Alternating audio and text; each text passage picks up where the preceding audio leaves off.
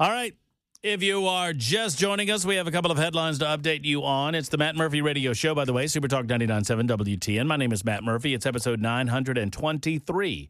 Thank you for being a part of it. 6:07. Ken Weaver's back in News Closet B. Jackson Williams behind the glass, making sure that everything comes out of our speakers sounds as good as humanly possible. There's Cameron Smith. He's with us on these Wednesdays. We appreciate all three of these men, and I appreciate all of you voting for me for Nincompoops in the News. Looks like somebody's in the lead, Jackson. And it's not you. I don't know. I'm getting a lot of votes in the YouTube chat. I don't know. Let's count for like a quarter point. Yeah, I don't know that we count those votes, Jackson. Oh, it's like those Alabama national titles from the 20s? Correct. I can count the Tennessee national titles pretty quick. Like 3? 6. Pardon me. You see where Auburn added like 14 this year? And they still hired they got rid of Hugh Freeze after he won that many. And he won like a bunch of them. Yeah, that's weird. Anyway, so I've got a couple of questions for you, men, and I'm going to have a fun later on, which is an alert for you that I'm going to need audio and video in a little bit because, and I don't know how you do that with a split screen. I don't know if we can, if you have to go to me, but there's a video that I posted on @MattMurphy Show, and I need some explanations. It is a 20-second video. It involves, there's a man sitting in his car, and he is recording 3 cockatoos. Y'all know what a cockatoo is? Mm-hmm. No. Do not open your mouth. Do not make a joke. Do not. I'm telling you. I'm trying to protect your job security. Do not. Do you know the bird that I'm referencing? I heard it's your favorite. Oh, my goodness. This is like being in my house. Yep. So I have many questions about this video. There are 3 birds, cockatoos, and they are sitting on this man's car. And I don't get it. And they're either domesticated or something, but I'll play that in just a little bit. In the meantime, we'll update you that the House of Representatives now has the votes to force a vote on whether or not to release all of the House materials that they have on the Jeffrey Epstein situation. Cameron, are you in favor of releasing all of this material to the general public? Absolutely. I am too. And I wish that we would do it right now, sooner rather than later. I do believe that it would be pretty funny if they got enough votes to, what is it called? Why am I not? Discharge petition. Discharge. If they got enough votes on a discharge petition, but then couldn't get enough votes to actually release it, I think that would be funny, but whatever. Well, that's the reason it has to be 218, right? Because in theory, if you can get 218 to discharge, you can get the 218 to release. Right. But what nobody's talking about here is it's just a petition to push a measure through the House. And then it has to go to? The Senate. Mm-hmm. Correct. To which that one, I know that the senators do not want to get that over there. I'm like, just how long does it take to take the magic marker and to block out the victims' names and just to dump everything else on the table? And whatever it is, it is. And you know what? It's going to be embarrassing for some people. I'm certain that Donald Trump is in some way embarrassed that he was associated with Jeffrey Epstein. But guess what? A hell of a lot of powerful people were associated with Jeffrey Epstein. And we already know that. And we already know all of these things. And frankly, the email that came out today selectively from Democrats, this is the best that they got, or the worst, as the case may be, that they've got. This, by the way, they retracted a name. It was Virginia Giuffre, whose name that they retracted, who in her book and in testimony, sworn testimony, said she never saw Donald Trump do anything untoward to any girl in her presence or heard about it otherwise. But they retracted her name. Why did they do that? Virginia Giuffre is dead. So, I mean, maybe you're doing it in the interest of her family, or maybe you just don't want, you don't need to, maybe you just don't want people to know that it's Virginia Giuffre, because immediately they would say, but yeah, wasn't she the one that said that Donald Trump didn't do anything? In the meantime, in the email, the Epstein said that he's a dog that hasn't barked. And they're like, oh, he knows but hasn't told. What if I told you that means that he's a guy that hasn't bitten for the bait, right? So that's a dog that hasn't barked. Otherwise, we got him. Because apparently what Epstein would do was dangle these young girls in front of these powerful people. And leverage them. And blackmail them, basically. Right.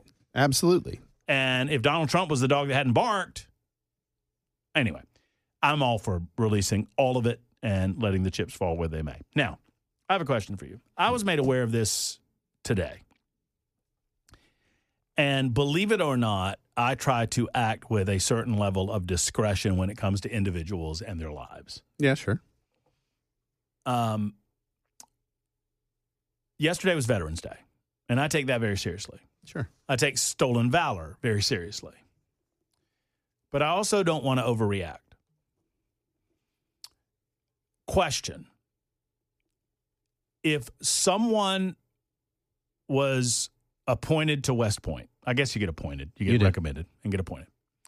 If someone was appointed to West Point and they did not graduate, they left after a couple of years without graduating, would you consider that person to be a veteran?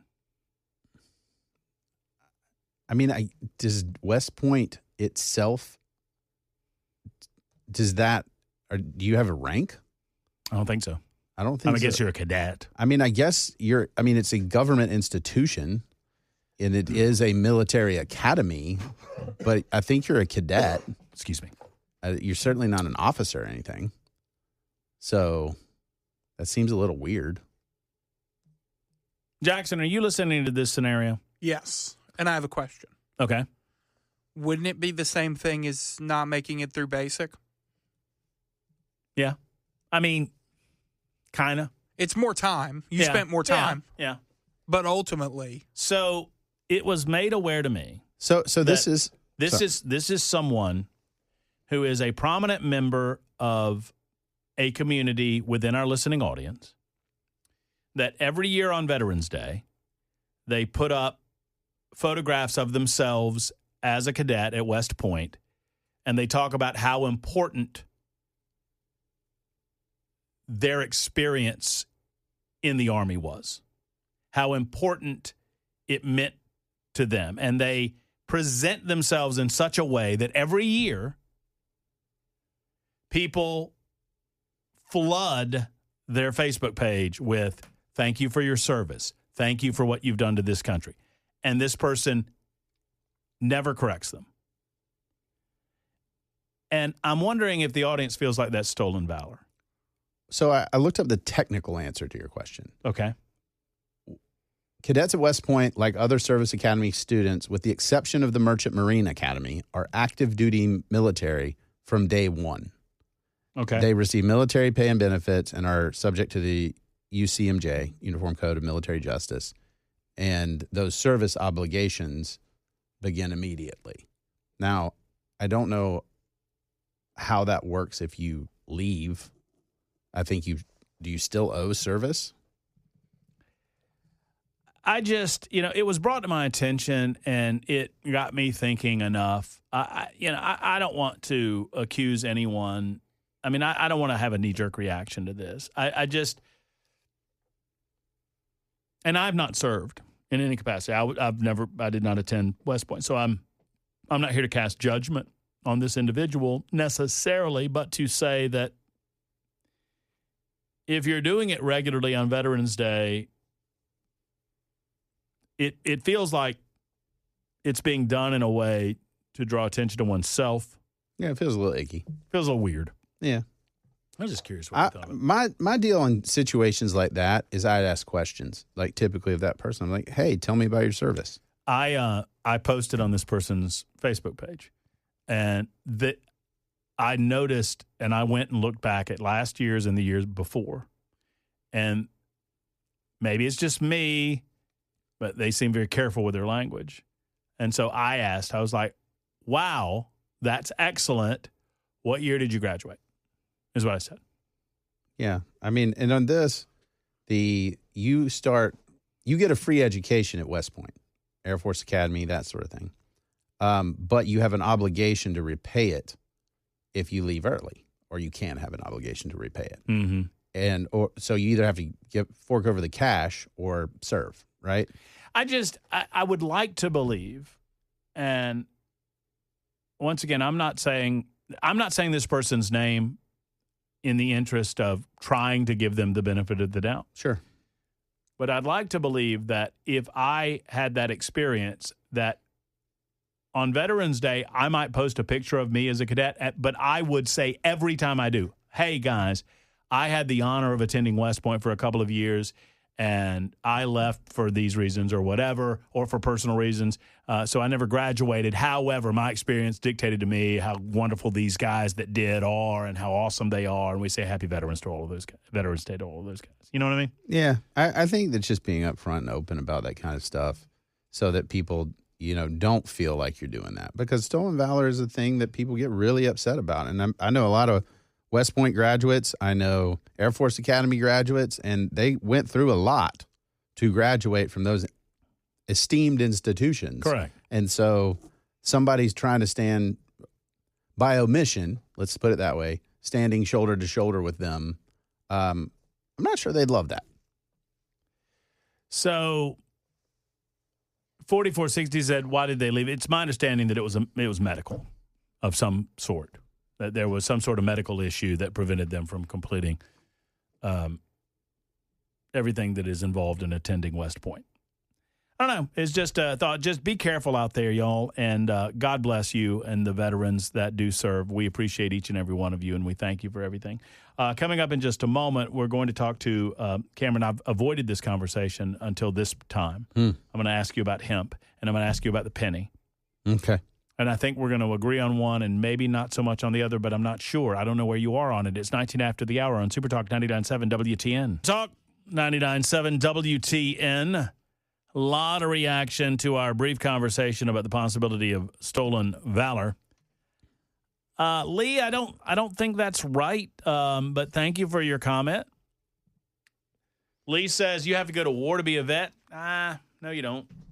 No. I think if you serve the United States of America in service to your country, even during peacetime, then you are a veteran of the armed services. Now, I think there's something different to be said about a veteran within an armed conflict versus a veteran not. I mean, I'm not disparaging those that did not go to armed. You know what I mean? I mean, there's a difference. I look at those two things differently. You have served in the U.S. Armed Forces and been released with a non-dishonorable discharge. Then you are a veteran. Mm-hmm. As a vet, you don't complete basic, then you're not a vet. And there was one other that said, you cannot be considered a veteran without 180 days of active duty. That doesn't include training. So, I mean, I'll defer to y'all on this one. I find it interesting. Y'all just be careful. And I would just warn folks out there, if you are in good spirit and you are coming at this in the right way, then just be careful about your language and be careful about assumptions that people make on social media platforms, especially if you are in a prominent position, like, I don't know, the superintendent of schools in a particular county where a lot of people know you and a lot of people look at your Facebook page. Well, a lot of, the thing that I've realized about a lot of people who've served, particularly people that have served for a very long time, is they're very proud of it, but they don't wear it on their sleeve.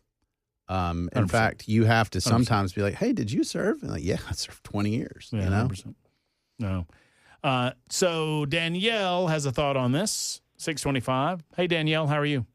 Hey, Matt. Thank you guys for taking my call. Sure. I am from the county. I think I know who you're talking about. And yes, this particular person does have a DD-214. Yet there are a lot of prominent people who serve the certain county that we're talking about, the certain school superintendent who are Purple Heart, who are special forces, and they don't ask for those accolades. So I think my problem, I'm a veteran. I've served over 20 years and still currently serving. My problem with it is exactly what you said, is that they're giving the impression that they, serve their nation. Well, they went 3 years to a military academy, which is awesome. If I went to a military academy, I would brag about that as well. But it's the way that you don't correct people and you solicit almost the appreciation on Veterans Day. Right. And that's the disrespecting part. It's very narcissistic to me. So, yeah, I guess in the book of being a veteran, this person does have a DD-214. So if that makes you a veteran, then I would And say that's just veteran. that's the discharge paperwork, right? Yes, The 214. discharge paperwork. Yes, 100%. So in that sense, yes. But I think it would be nice if this person would correct their language instead of seeking accolades on a very special day for veterans. Yeah, I agree. Well, thank you for your service, Danielle. We appreciate that. Thank you. And I appreciate the perspective that you bring into the conversation. Jeff has a different perspective, this time on toilet paper. Hello, Jeff. Hey, Matt.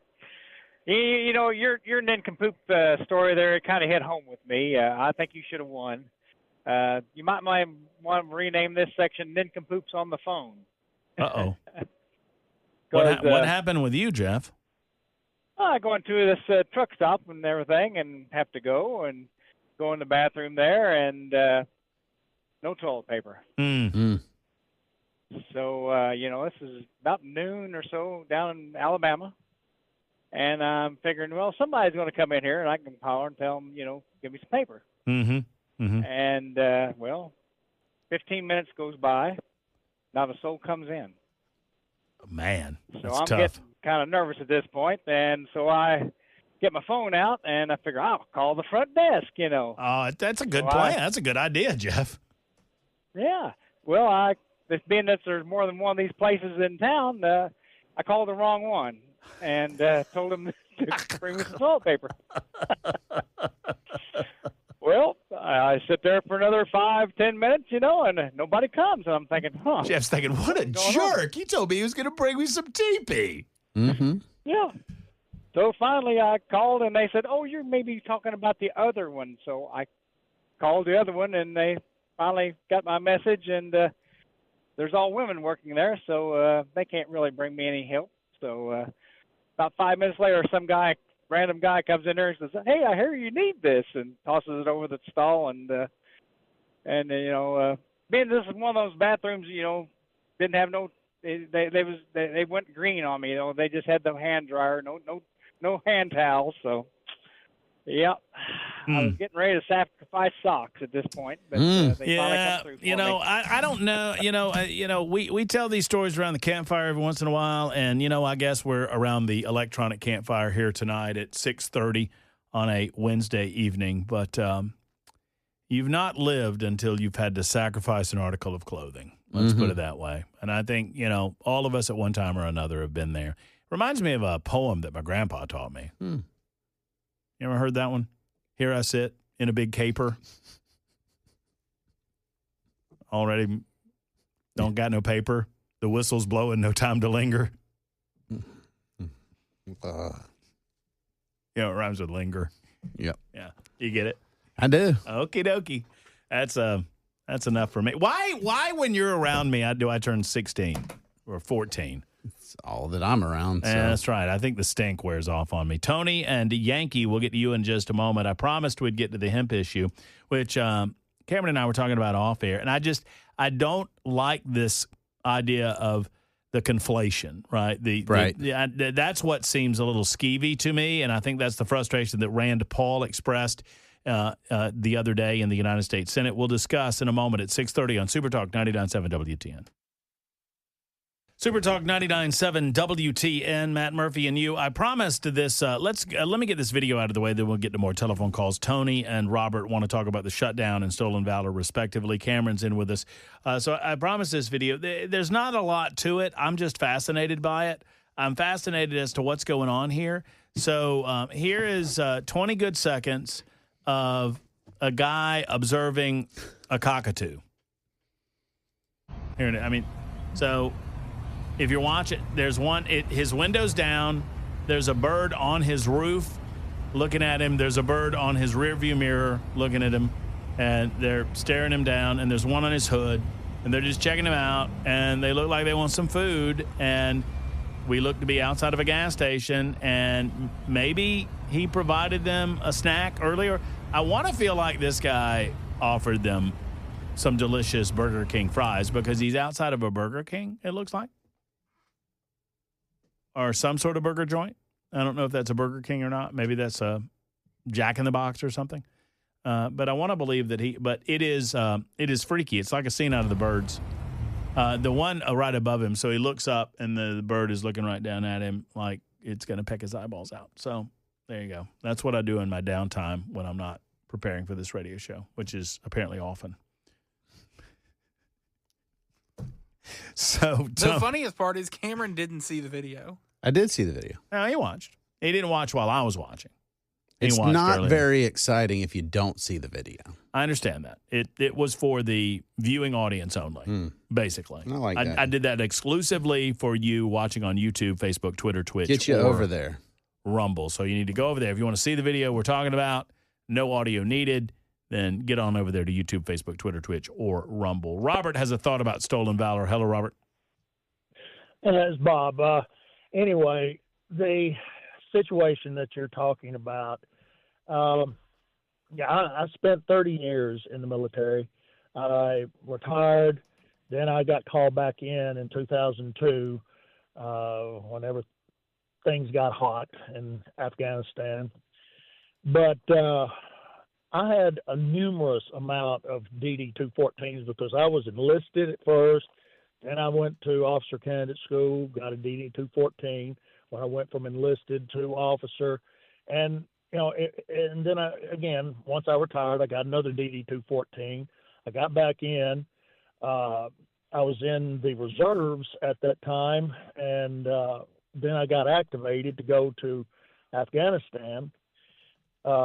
Once I became activated again, I got another DD-214 when I got deactivated in 2008.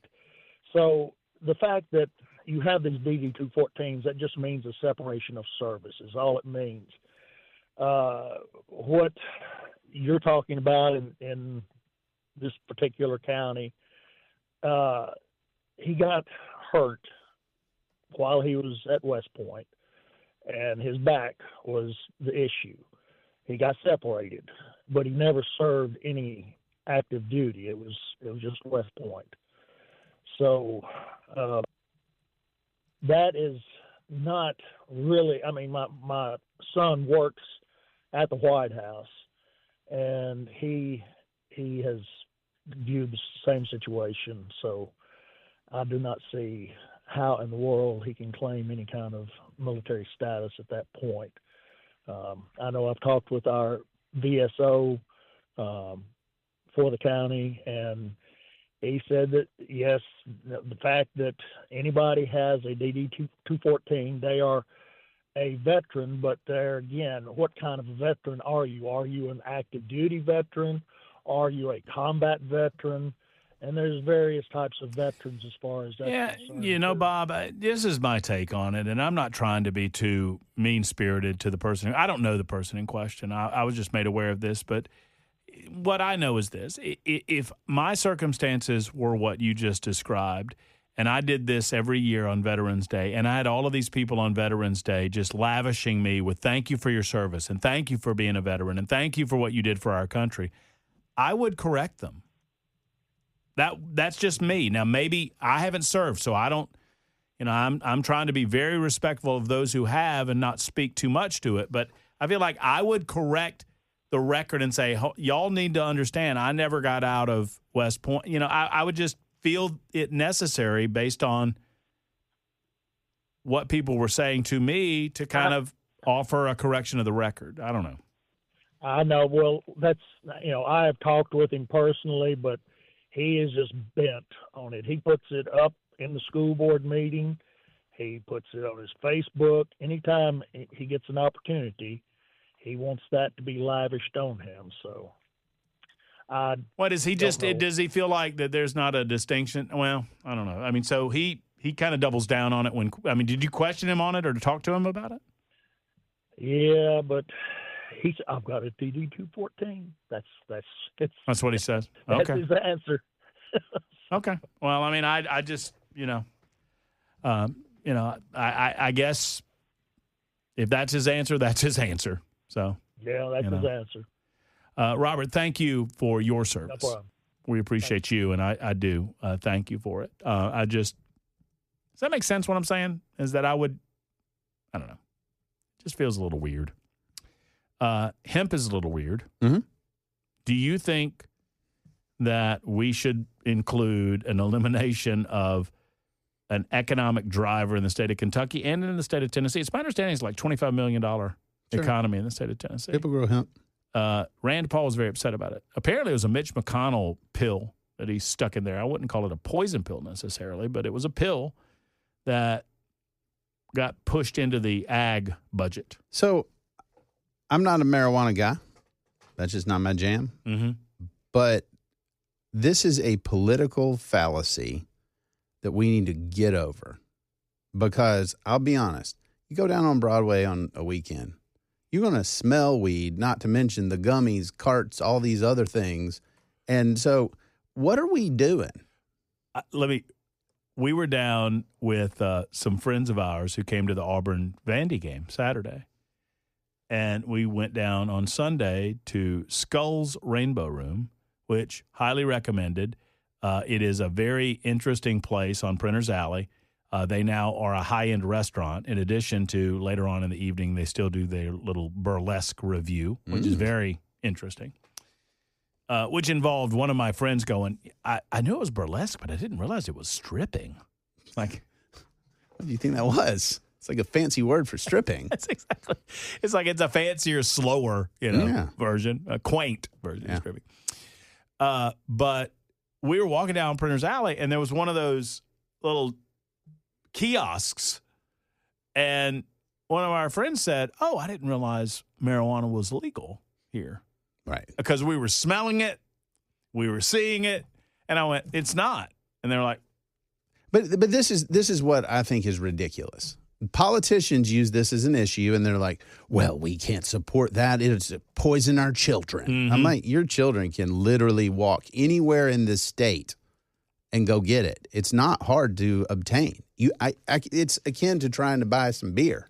I issue all the time. I did it earlier today when we started the conversation. I said I got a $1,000 challenge on the table.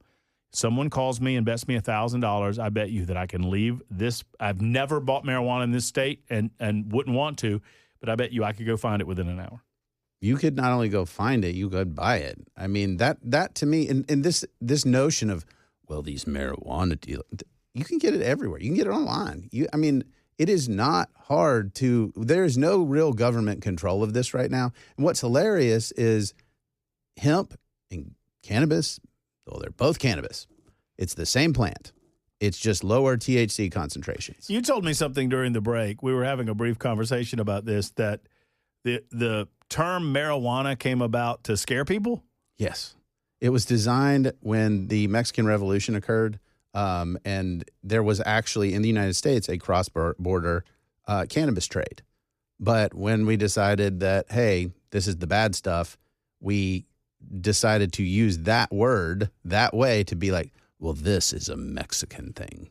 And that's why it's there. All right, I'm going to have to revise my $1,000 challenge, because I feel like my $1,000 challenge is not going to be taken up because I give myself an hour. I'm going to revise it and say that I can get weed delivered to me in the studio, because I threw out this $1,000 challenge, and now I've got buddies going, hey, you need me to bring you some weed?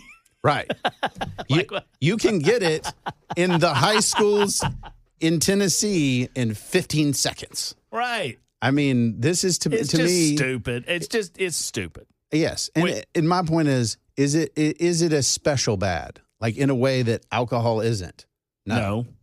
And I mean, if we look at the health impacts and stuff like that of alcohol versus cannabis, I got to be honest, folks, that alcohol is really doing some damage. And there are plenty of cases every single day, every single year about death due to alcohol. You can't find a lot of those regarding marijuana. I mean, look, I don't need to extol the benefits of marijuana usage. I'm not trying to do that. What I am trying to say is that if you balance the two, I mean, if you are staunchly against the use or legalization, medical or otherwise, of marijuana, then are you not feeling the same way about the alcohol industry? Or is that just hey, we've been there, done that, tried that? Well, it failed, and it failed for a reason, and we experienced the reasons why the illegalization of marijuana is failing in real time.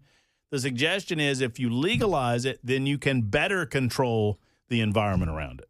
Yeah, and my And I'm not sen- saying it's perfect, by the way. my but- sense is like, look at it like cigarettes and this other stuff. Now, here's the deal. Like secondhand smoke and smoking, for example, I'm fine with the government coming in because that has an impact on the people around you.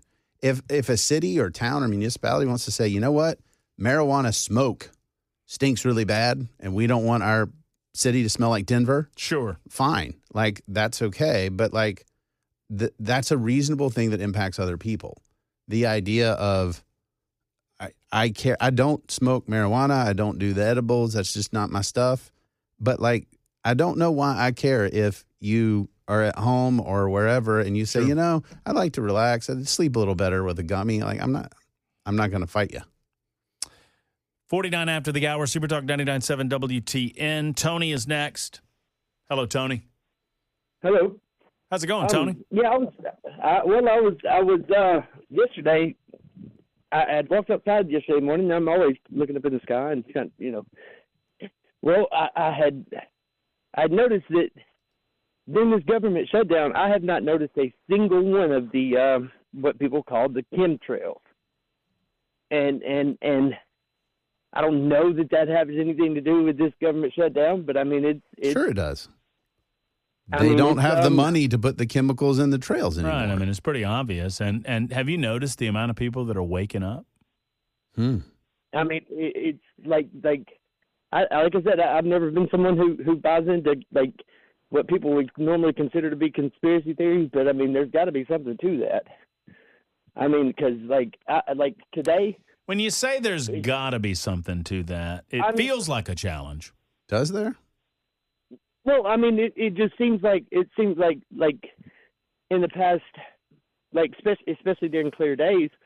Well, like I've not seen it gets even worse because you know what happens, and I've been meaning to talk about this, Tony, and I'm glad you called because they're in our homes, and let me tell you something, because and they wait until you're at your most vulnerable because I get in the shower, right, and I take a shower, and I normally like, Tony, a nice hot shower. You know what I mean? Yeah. And then I get out of the shower, and they've been there because the you can see it on the mirror. The film on the mirror. The film on the mirror, the residual film on the mirror is there, and you can tell me that that's some sort of vapor condensation or whatever. Whatever. That's what they want you to believe, Tony. Well, like I said, it just they normally don't stick around, and well, like Tony, look, man, now. do your own research, okay? Yeah. And if you do your own research, then you know as much as any other human on the planet. All right. Thank you, Tony. All right. It's something to think about. It is. 8695 officially has the line of the night. I bet Tony can get you some weed. I bet he can. Super Talk 99.7 WTN.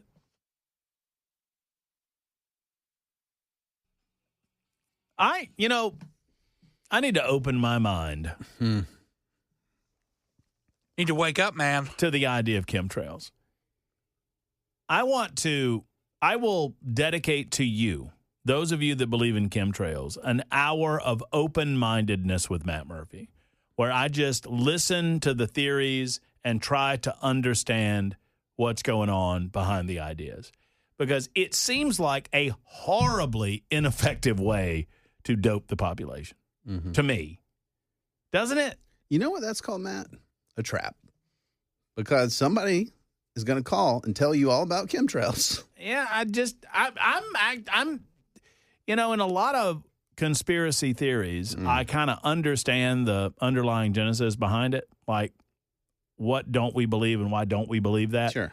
I don't understand what the premise behind chemtrails is that they're trying to control the population with nerve agent, Yeah. and they're doing it through airplanes. Yeah. You know they have smartphones they could just use instead, right? Right. Or why wouldn't they use vehicles and pump it out of car emissions? Well, Why wouldn't they put it in the cars, in the gasoline? right. I mean, I'm being dead serious. Why wouldn't they do that? Or in the water supply. Or in the water supply? That's another good There's example. a lot of good options here for a government control. Mario, that is such a great answer. Mario just said the government isn't known for efficiency. Well, I mean, that's a fair point. Maybe this is true. Now Maybe this is why we need to have this conversation. that's the best argument I've heard for it so far. It's a government. What do you think they're going to do? R.I.P. Penny? Yeah. Yeah? Somewhere in Tennessee, there's a grandma hoarding pennies right now thinking that they're going to go up in value. I just know it. She's got Billy beer with her, too, doesn't she? Yeah. Some of those Coca-Colas with Bear Bryant on them. Used to be $2 bills. Now they're going to start handing out pennies. R.I.P. Penny. Chemtrails, cloud seeding for weather control. Well, can we get some warmer weather around here? Can somebody, maybe that's why it's been so cold. It's been cold, see, because they haven't weather seeded in cloud seeding. Oh, and get out there and tell me if you see the Northern Lights tonight. Northern Lights tonight, everybody. That's a part of the grand conspiracy. That's going to wrap it up for us. Thank you to Cameron Smith. Thank you to Ken Weaver.